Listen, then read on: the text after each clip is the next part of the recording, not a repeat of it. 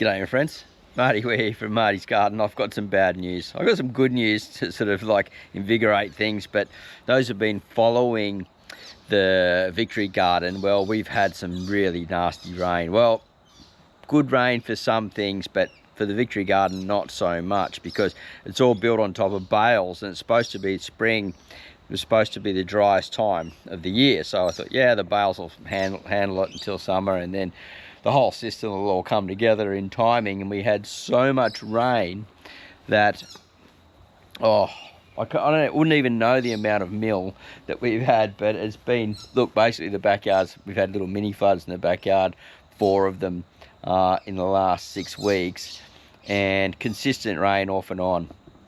So what's happened is the bales have all sort of like fallen down, and they're sort of getting very, very wet. Now it would be perfect to add compost worms in there if you wanted to build a big worm farm system here, because all that carbon and water and moisture and everything, they would go nuts in there, especially African night crawlers. But all the compost worms would love it. But unfortunately, I've had to pull a lot of the pot plants out, and I've had to put a lot in the ground, and I'll show you what I'm doing to save the plants. But we got very lucky. Now, not all of them compressed and fell down. So this one here, this bale, it's actually quite still compacted, and I think it's because when they made it, maybe they compressed it more together, or I'm not really sure, but it hasn't fallen away. So this pot here with the cucumbers and the pumpkin that's running up our trellis here, it survived. So that's good news, because otherwise the length hasn't allowed length of the stalk going through from here up to there. I'd have to re-tie it all off and do it all again and the whole lot. So that's sort of hanged in there. So the trellis garden is actually survived for some reason. Got a little bit of lettuce here growing in front of here, and the snake beans as well seem to be okay. So as far as the trellis garden goes, it's going to be all right. What I'm going to have to do is I'm going to have to pull all this out and reset it up again. But what I found is this tree, this casuarina, has grown so tall up here. Now it's a beautiful big tree, and it has owls and different birds nest in it and all that, so I love it, but it throws crap all over the lawn. It's a bit of a nuisance in that regard, and it drops a lot of branches. They're a tree that don't live for a very, very long time. They're really one that sort of, they put them on the sand dunes and things like that on the coast to stabilize the sand. They're not from this area. They're sort of more a mountainous type tree, so not the best one to have in the front yard, and it's blocked out a lot of that sun that used to come in. It's just grown too big, and so the afternoon sun isn't coming in at all now, so we're not getting as much sun as I would have liked into this system. And it goes to show that I didn't allow for the tree growth, for the sunlight and things like that. I didn't know that thing would keep growing so quickly. So yeah, this has all got to be changed and moved and rebuilt and reconsidered about how I'm going to go forward. Now, I've been thinking about this, about the progression of it. And so what I decided to do was to build these 2 beds here. Just kill that little lady beetle, 24 spotted one or something. And so we're putting in new beds and planting out a lot of those containers, plants. And I've also got the ones in grow bags, and I'll show you in a second, with a new trellis system.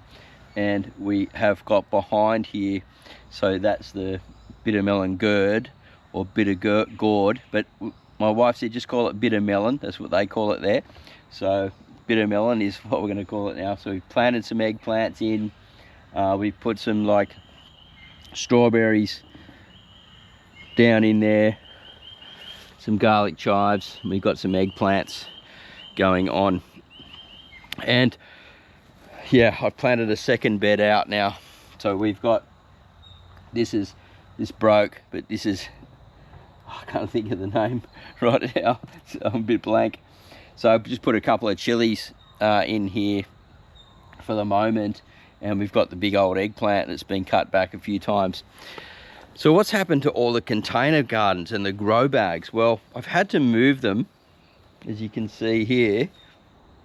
Oh, that's right, that plant's called okra. So we've got okra in the ground beside my compost pile, and we put the grow bags beside the okra.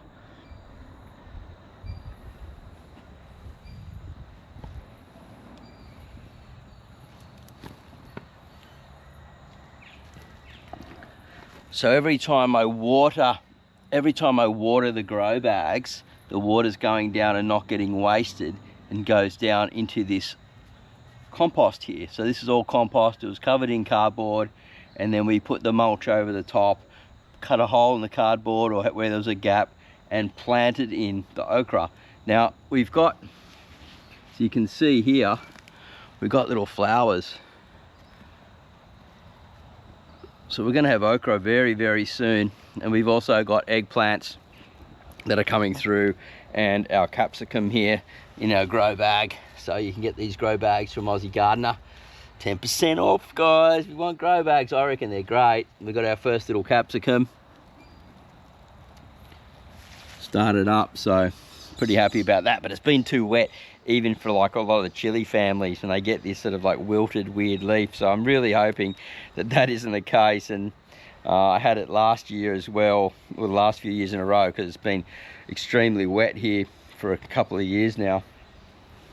And so yeah, I'm killing a lot of these little lady beetles, little buggers. Anyway, I'm getting them. So we're getting some eggplants growing on here.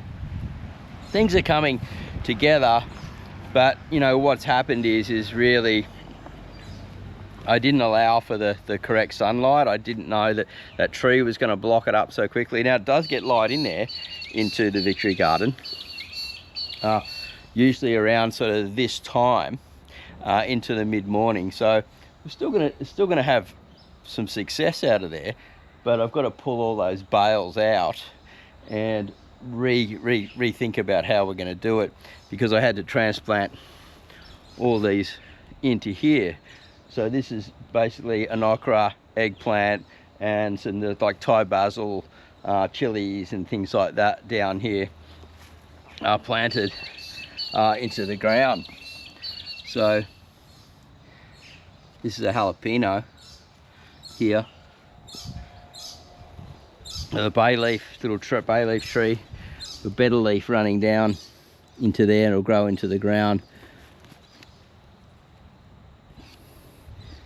That's the Thai basil, the holy basil. So yeah, just needed to let you know about that update, what's going on. Sometimes we have successes and sometimes we have failures. I don't see it as a full failure. I see it as, well, I had to reinvent myself.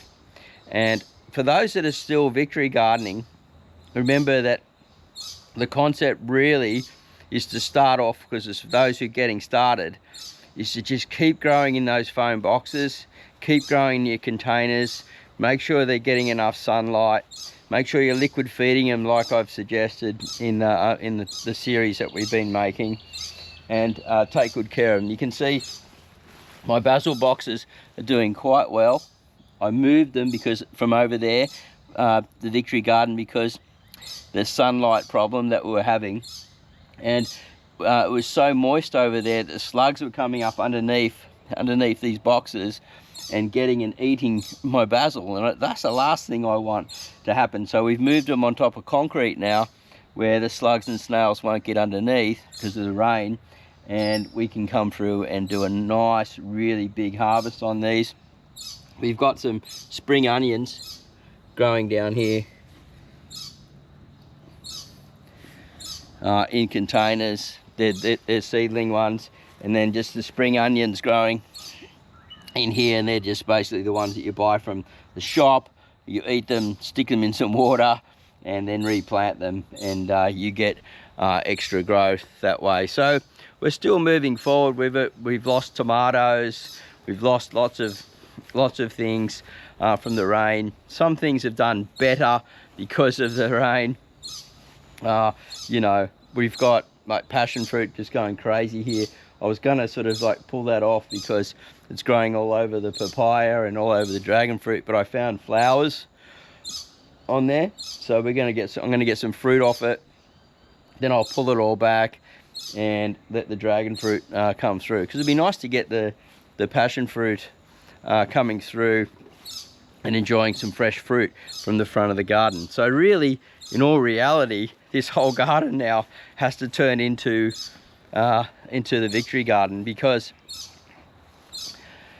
just the way the light and the storms and the rain and everything, and they're predicting that it could be like this right through the whole summer here where I am.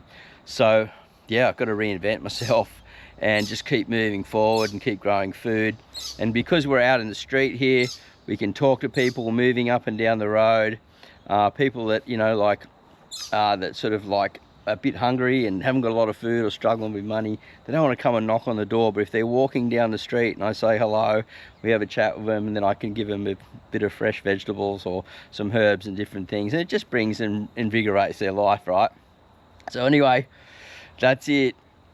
There's some good news and some bad news for the Victory Garden, but we keep moving forward, keep charging on, and keep growing on. And thanks everyone for coming and watch the show and the videos and everything like that. I'll let you know what's going on for Christmas here, whether we're going to keep on filming or what we're going to do. Wife's got some time off, and my daughter's got a sore throat at the moment, poor little girl, so she's laying down in bed. Had to cancel an appointment. All right, have a great day, happy gardening. We'll see you at the next video real soon. Bye for now.